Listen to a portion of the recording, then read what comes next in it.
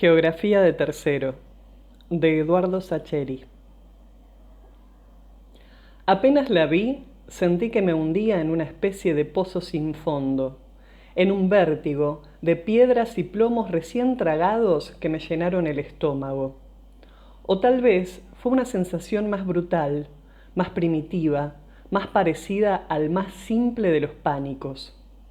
Y lo otro, el peso feroz en las tripas y el vértigo de abismo aparecieron después, cuando ella desapareció de mi vista y pude sentarme en un banco de ese parque inmenso y quedarme con los ojos clavados en el pasto y la cara vacía durante minutos interminables.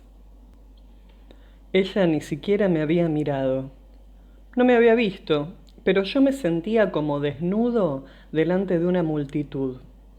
Y lo peor de todo era justamente comprobar el poder inmenso que, más allá de los años apilados unos sobre los otros, esa mujer conservaba sobre mis emociones. ¿Y si me había equivocado? Sí, era enormemente probable. Debía haberla confundido con otra persona. ¿Cuántos años hacía que no la veía? 20 años, y eso es mucho tiempo. Además, estaba la cuestión de las edades. La última vez que la había visto, yo acababa de cumplir los 18. Y a esa altura, intenté tranquilizarme, uno no tiene un cuidado excesivo en recordar fisonomías. Pero por sobre todo, estaba la cuestión de la edad de ella. ¿Cuántos años podría tener ahora? Traté de volver a 1978. ¿Cuántos años tenía esa mujer en aquellos tiempos? Yo le atribuía entonces 70 u 80, de modo que ahora, un cuarto de siglo después, tendría que ser casi centenaria. Entonces no tenía motivos para angustiarme. Yo me había confundido, y esa mujer no era quien yo había temido. Pero es un razonamiento demasiado frágil. Cuando uno es estudiante secundario, todas las personas que superan los 30 años parecen flotar en una ancianidad vaga y distante. Entonces, si en 1978 esa mujer tenía 50 en lugar de 70, la que acababa de cruzarme en el hall del hotel bien podía ser la de mi pesadilla. Algo muy dentro de mí me instaba a correr a mi habitación, a hablar con Lorena, hacer las valijas y escapar de ese sitio. Lorena tendría que entenderme. Varias veces, durante esa etapa del noviazgo, en la que uno está dispuesto a contar su vida entera, le había hablado sobre esa mujer y sobre el efecto bestial que había ejercido sobre mi vida en la escuela secundaria. Tal vez mi esposa pusiese reparos a la huida. Seguramente iba a decir que yo soy un exagerado, un sentimental, un chiquitín, todas esas cosas que dice cuando mis impulsos la contrarían. Pero ahí sentado, con la respiración todavía entrecortada por la impresión y el disgusto, no me preocupaban demasiado sus posibles reproches mientras aceptase, aún a regañadientes, levantar campamento y volver a Buenos Aires de inmediato. No obstante, si quería contar con un mínimo de argumentos para la tempestad doméstica que estaba dispuesto a desatar, tenía que asegurarme de que esa mujer que acababa de cruzarme en el hotel era quien yo creía que era. A regañadientes tuve entonces que incorporarme y atravesar el parque hacia el edificio principal del que prácticamente había escapado un rato antes. La mujer que me había espantado iba hacia el bar, de modo que hacia allí dirigí mis pasos con una piedra en la garganta. El lugar resultó estar casi desierto, cosa esperable en esa mañana radiante. Muy pocas mesas estaban ocupadas. En un rincón, cerca del ventanal y de espaldas a una de las mejores postales de las sierras, estaba esa mujer de espaldas a la entrada. Leía un libro y apoyaba la sien sobre la mano izquierda. Ocupé una mesa detrás de ella y pedí un café. El primer indicio que me sacudió fue el perfume. Apenas me senté, me golpeó el mismo olor cítrico y penetrante que dejaba flotando en el aula, cuando recorría amenazante los pasillos entre los pupitres. El segundo signo fue el golpecito tenaz sobre la mesa. No veía sus manos, pero no hacía falta. Me bastaba el toque regular, cronométrico, patibulario, que producía su lapicera fuente al toparse con la mesa. 5 segundos exactos entre golpe y golpe, y entre medio apenas un silencio de tumbas. Me ahogué en un sudor horrorizado y quieto. Bajé la cabeza, clavé los ojos en mi propia mesa y miré el reloj de soslayo con un subrepticio movimiento de mi muñeca izquierda. Cuando tomé conciencia de mis gestos, me sentí un imbécil, porque, aunque era un terrible grandulón de casi 40 años, acababa de adoptar la actitud corporal de los 15, la de 1978, la del tercer año del Nacional de Morón, la del cuarto banco de la fila de la ventana, la de las 2 primeras horas de los jueves, la de la clase de geografía, la de la tortura interminable de la profesora Hilda Ceruti de González. Era su perfume, y era la nuca recta con el pelo corto, y era el toc-toc de su lapicera Parker azul sobre la mesa de un hotel de la sierra, y era tan extraño volver a encontrarla allí, luego de 20 años, que hubiese sido para reírse a carcajadas, si no fuera que en realidad me daban unas ganas de llorar que me moría. Hilda Ceruti de González y el pantano terrorífico de sus clases eran el compendio angustioso de todo mi horror de aquellos años de silencio, obediencia y desesperación. Encontrarla allí era como volver a esos días de amargura. Desde que uno entraba al Nacional, en primer año, le llovían las historias sobre esa mujer endemoniada. El espíritu se iba macerando en las anécdotas feroces de sus crueldades, de sus desplantes de hielo, de sus ataques de ira, de sus arbitrariedades impredecibles. Como ese engendro nos esperaba en tercero, teníamos 2 años enteros para escuchar sobre ella y espantarnos, empequeñecernos y desear nacer de nuevo en otro universo que no la contuviera. Cuando el primer jueves de marzo de 1978, Hilda Ceruti de González ingresó lentamente en el aula y se paró junto al escritorio y nos miró con las piedras grises y heladas de sus ojos y movió levemente la cabeza hacia los lados, abarcándonos en una panorámica acongojante, y sus labios se torcieron en una mínima mueca de desprecio, y suspiró profundamente y se dio vuelta y anotó en el pizarrón con su hermosa letra cursiva las 22 letras de su nombre completo como una sentencia irrevocable. Entendimos que todo lo que nos habían dicho y anticipado era cierto, y que en el fondo se habían quedado cortos. Hilda Ceruti de González era una mujer cruel, despótica e inconformable, y en aquellos años esas características la volvían poco menos que la profesora perfecta. Así nos lo hacían notar el rector y sus alcahuetes en cada oportunidad en que se presentaba la ocasión de alabarla. Durante sus clases estaban prohibidas las preguntas, ni qué hablar de pedir permiso para ir al baño o de cuchichear con un compañero. Dictaba y escribíamos, hablaba y callábamos, gozaba y sufríamos. Años después, y por casualidad, me cayó en las manos un libro de geografía americana, amarillento y viejo, muy breve, editado en Chile. Al hojearlo, descubrí, con cierta sorpresa, que podía anticipar renglón por renglón su contenido. El autor era un tal Bustamante, y estaba impreso en 1942, y si podía adelantarme a cada oración, era sencillamente porque para aprobar geografía de tercero con Hilda Ceruti de González, tuve que aprender a recitar de memoria desde el primero al último renglón de mi carpeta. Descubrí así, en mi madurez, que mi carpeta no era sino la versión manuscrita de ese librito.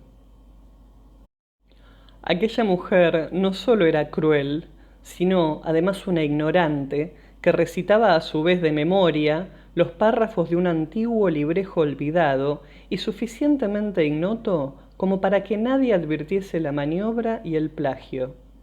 No me atrevo a decir que eso volvía estúpida su crueldad, porque supongo que cualquier crueldad es estúpida, pero al menos diré que su ignorancia tornaba aún más estéril esa crueldad. Siempre iniciaba sus clases tomando lección. Hacía las preguntas en voz baja, casi en un murmullo, y jamás las repetía. Nos concentrábamos en ese murmullo hasta casi sentir dolor en los oídos. Odiábamos al compañero que hiciera crujir el pupitre, o que tosiese, o se sonase la nariz mientras nos tocaba el turno, porque si osábamos preguntar ¿qué? ¿Cómo? La bruja aquella consideraba que nuestra distracción merecía un 1 inapelable. Cuando mencionaba nuestro apellido, debíamos ponernos de pie y responder sin demora. Si nos salíamos una palabra del dictado previo, estábamos perdidos. Sin alzar la voz, decía otro apellido, y el aludido debía a su vez pararse y continuar en el exacto punto de la equivocación del anterior. A los que erraba ni siquiera les ordenaba sentarse. Era la única decisión que dejaba en nuestras manos. Podíamos tomar asiento enseguida o podíamos seguir de pie un rato. A ella le daba igual, porque el aplazo ya estaba sellado en su libreta, y estábamos desahuciados sin dudas y sin apelación posible. Cuando sonaba el timbre, nos dedicaba la única sonrisa de la mañana, y aunque era una sonrisa hueca y extraña, era posible que estuviese realmente contenta, porque el recreo era su momento de gloria. Afirmaba el maletín negro en la mano derecha, levantaba el mentón, dejaba que su cara se llenase de una serena soberbia y salía al patio.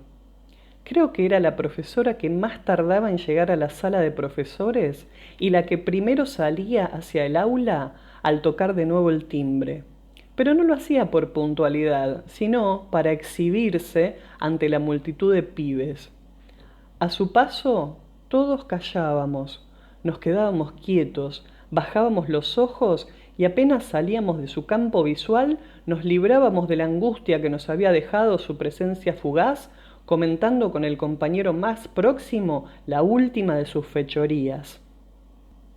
Y ella, estoy seguro, se derretía de placer en esos murmullos que nutrían y engordaban su leyenda. Nadie se atrevía a ensayar ni la mínima burla o morisqueta a sus espaldas, porque era sabido que tenía ojos en la nuca. 2 ilusos lo habían intentado, uno en 1969 y otro en 1976, y los había hecho expulsar sin más trámite.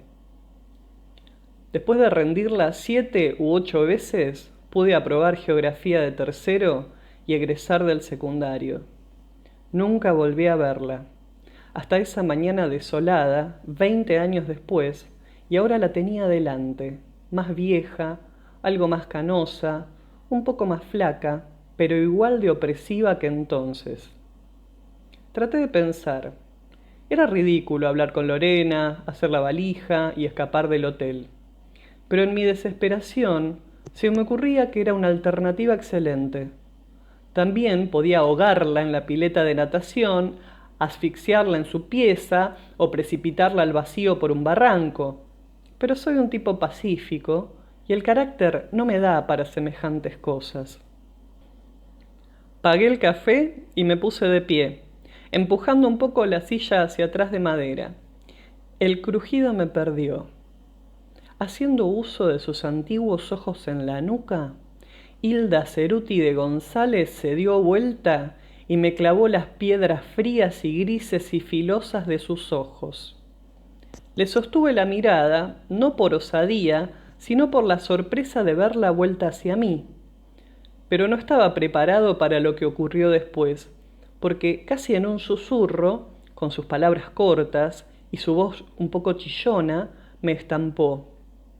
¿Así que usted es de la zona de Morón? Yo también. Mire qué casualidad encontrar a alguien de allí en un lugar tan lejano como este. Sentí que las piernas me tambaleaban. Encima de todo era adivina. ¿Cómo había sabido semejante cosa con solo mirarme? Al momento entendí. Yo llevaba puesta una camiseta blanca y roja del Deportivo Morón, con escudo del gallito y todo. A mí el fútbol me interesa poco y nada, pero mi hijo es todo un fanático y me la regaló para Navidad y yo la había traído cándidamente a 800 kilómetros de mi hogar solo para que esa bruja pudiera identificarme. Le respondí atropelladamente que sí, que había nacido y crecido en Morón. Apenas concluí, deseé haberme mordido la lengua. ¿Y en qué colegio hizo usted el secundario? Guardé silencio. Era la oportunidad de mentir y librarme de ella. Al fin y al cabo no era tan grave. Había sido una conversación de medio minuto. Podía salir al sol, podía caminar hasta el arroyo, podía aflojarme nadando un buen rato en la pileta. En algún momento me libraría de su perfume penetrante y de los alfileres de sus ojos grises. Era la decisión más simple, pero a veces la simpleza no me satisface. Casi desconociéndome, respondí lentamente que era egresado del Nacional. La vieja acreció su interés. Soltó la lapicera y me hizo un gesto para que la acompañara en la mesa. Era mi última oportunidad para huir, pero se me cruzaron por la cabeza 2 o 3 de sus crueldades más sórdidas y las caras de mis mejores amigos de entonces, y rechacé la tentación. Le estreché la mano, le dije mi nombre y me senté frente a ella. No habló enseguida. Se tomó un minuto para verme y tratar de ubicarme. Repitió mi nombre buscando una clave que le permitiera encasillarme. Me entristeció un poco que no lo lograra.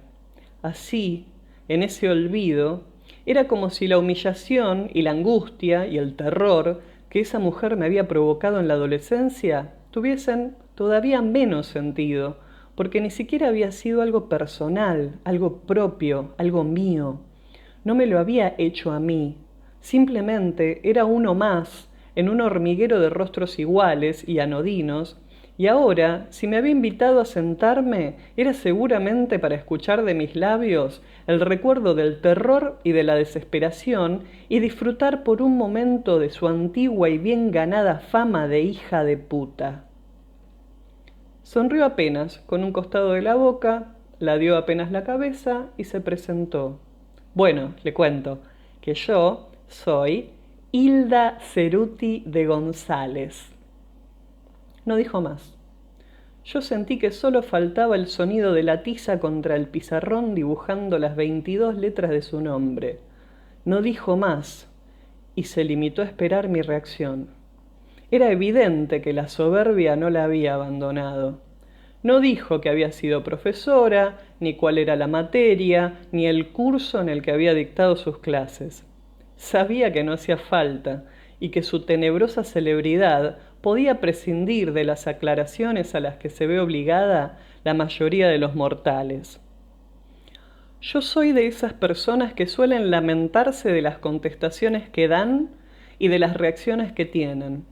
Cuando discuto con alguien, cuando alguna persona me trata con descortesía, o cuando alguno se pasa de piola y se me adelanta o se burla de mí, suelo ser tímido, corto, torpe y nunca elijo las respuestas adecuadas. Por supuesto que después me arrepiento de mi estupidez y se me suelen ocurrir respuestas ingeniosas capaces de desarmar a mis rivales, pero ya es tarde, nunca se me ocurren en el momento oportuno. Lo raro de aquel encuentro fue el modo en que actué, fue tan espontáneo como siempre, pero mucho menos torpe que de costumbre, como si de pronto hubiese aprendido cómo tratarla. Cuando la mujer cayó y se dedicó a esperar mi reacción, sostuve su mirada, le sonreí también imitando su mueca y me limité a preguntarle: ¿perdón? La vieja tuvo un ligerísimo sobresalto, pero se compuso. Ya no sonreía cuando repitió: Hilda Ceruti de González. Entrecerré los ojos, sonreí más francamente y moví ligeramente la cabeza hacia adelante, como invitándola a que se soltase y hablara con comodidad. Permanecí majestuosamente callado. La dama empezaba a parecer impaciente. Disparó una frase breve y cortante, como si no estuviese del todo dispuesta a transigir con mi imbecilidad. La profesora de geografía de tercer año. Ah, fue toda mi respuesta. Me mordí brevemente el labio, con los ojos todavía semicerrados, mientras seguía observándola, como haciendo un esfuerzo por recordarla. Mantuve mi sonrisa leve, un poco porque convenía a mi papel de hacerme lotario, y otro poco porque verla incómoda era una sensación nueva y agradable. Cuando habló, sus ojos parecían más fríos que nunca, y sus labios se habían puesto rígidos en su característica mueca de disgusto. ¿En qué época estudió usted en el Nacional? ¿Del 76 al 80? ¿Por? Bueno, la mujer vaciló, porque en esos años yo dictaba clases en todos los terceros. Comprendo, comprendo. No dije más, porque el silencio que siguió era embarazoso y a mí me encantaba que resultara así. Al verla tan tensa, me envalentoné y seguí. Qué raro, ¿no? Porque con mis compañeros nos reunimos todos los años, mentí. Y casualmente hicimos una cena para las fiestas, seguí mintiendo. Y nos pusimos, naturalmente, a recordar anécdotas del colegio, usted sabe, chiquilinadas, líos, personajes de entonces, culminé mi fábula. Claro, claro, por supuesto. Aunque trataba de que no se le notara, la vieja estaba ansiosa por conocer su papel en esos recuerdos. Siempre somos los mismos, ¿sabe? Unos 20. No creo que usted recuerde los apellidos. Siempre van Arispe, Buttelman, Celaya, Rincón y algunos más. Sí, sí, claro que los recuerdo. Seguro que te los acordás, vieja turra, pensé para mis adentros. Había elegido los apellidos de los tipos más destacados del curso, o por capaces o por alcahuetes, pero esos apellidos célebres que todos los docentes recuerdan por años como para dar verosimilitud al engatusamiento. Me reí tímidamente, con la mirada perdida en el ventanal, como quien recuerda algo muy gracioso. Tantos recuerdos, tanta gente. Debo confesarle que a unos cuantos profesores le sacamos el cuero, se imagina, ¿no? La vieja pareció recuperar algo de aquella gallardía sanguinaria con la que recorría el patio durante el recreo mientras cosechaba murmullos y pánico. Pero yo la tenía en un puño y no estaba dispuesto a soltarla. Hablé de todos los profesores que pude. Mencioné a los viejos venerables y a algunos jovencitos y jovencitas a los que metódicamente hicimos la vida imposible. Evoqué a unos por su sabiduría, a otros por su rigidez o por su mal carácter. A medida que hablaba, sentía una sensación extraña. Me sorprendió notar con cuánto detalle los recordaba a todos, con sus nombres y sus rasgos y sus cosas. Era como si una vez levantada la lápida de aquella anciana odiosa, los otros recuerdos de mi secundario lograran salir en libertad, ufanos y simples. Para terminar, hablé de Aguirre, el de literatura, que era un maestro en todo el sentido de la palabra, y la emoción que me asomó a los ojos fue tan sincera que estuve a punto de rematar su evocación con un exigente, sabio y apistoso, y no un hijo de tal por cual como usted, pero me contuve a tiempo. Cuando callé, la vieja tardó en hablar. Al fin lo hizo, y su voz era mucho más opaca que al comienzo. Veo que tiene grandes recuerdos del colegio, muchacho. Sí, sí, señora, muchos recuerdos. Y como si me hubiese percatado de una grosería, me apresuré a agregar, aunque ahora que lo pienso, creo que recuerdo que usted fue nuestra profesora. Puse cara de estar esforzándome en el recuerdo. En primero y segundo tuvimos a Tolosa. En cuarto a Nicotra. Claro, sí, señora, cómo no. Ahora me acuerdo de usted, por supuesto. Hilda Cherriti de González, seguro. Ceruti, no, Cherretti. Aunque la vieja me corrigió sonriendo, era evidente que hubiera preferido acogotarme. Ceruti, perdón, por supuesto. Miré el reloj, pero ahora lo hice ostensiblemente, con ambos brazos apoyados sobre el pupitre, digo, sobre la mesa del bar. Si hubiese estado menos eufórico, habría notado que era el mismo reloj, regalo de mi abuela, que intentaba espiar durante el tormento sin fin de las clases de la vieja. Pero en ese momento sublime no me detuve a considerar el aspecto simbólico del gesto. ¿Qué hora se ha hecho, señora? A propósito, no la había llamado profesora en toda la conversación. Me incorporé y le tendí la mano. Cuando estreché la suya, la noté fría y húmeda de transpiración. Salí. Caminé por el parque rodeando el edificio. La divisé a través del ventanal que se abría sobre el paisaje de la sierra. Ella había vuelto a abrir el libro, pero tenía los ojos fijos en la mesa del costado. Ya no marcaba ningún punteo con la lapicera que descansaba junto a su mano, y tenía una expresión terriblemente sombría y cansada. Parecía más pequeña y más vieja que una hora atrás.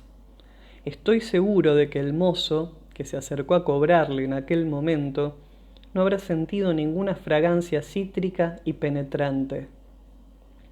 Me di vuelta, caminé hasta el arroyo y me senté en una piedra grande. Hundí los pies en el agua clara y sonreí, porque me acordé de mi abuela, diciéndome que para algunos malparidos no hay mejor castigo que el olvido.